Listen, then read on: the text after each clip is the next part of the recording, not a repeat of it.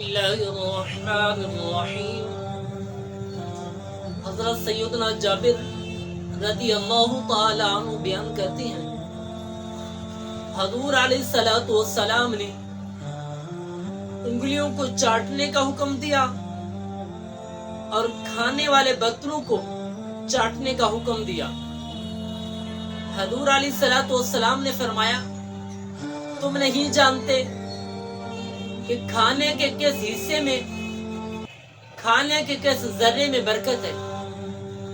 اور مسلم شریف کی ایک روایت میں حضور علیہ الصلوۃ والسلام نے فرمایا، تم میں سے اگر کوئی کھانا کھا رہا ہو، ہاتھ سے ایک لقمہ گر جائے، اس لقمے کو اٹھا کر صاف کر کے کھا لے، اس لقمے کو شیطان کے لیے نہ چھوڑے۔ تمہیں نہیں معلوم کہ کھانے کے کس حصے میں برکت ہے۔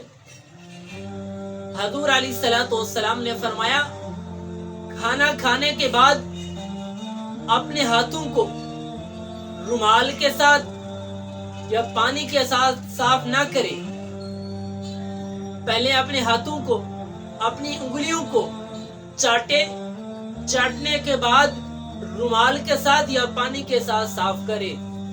دعا ہے اللہ تعالی ہمیں حضور علیہ الصلوۃ والسلام کی سنتوں پر عمل کرنے کی توفیق عطا فرمائے۔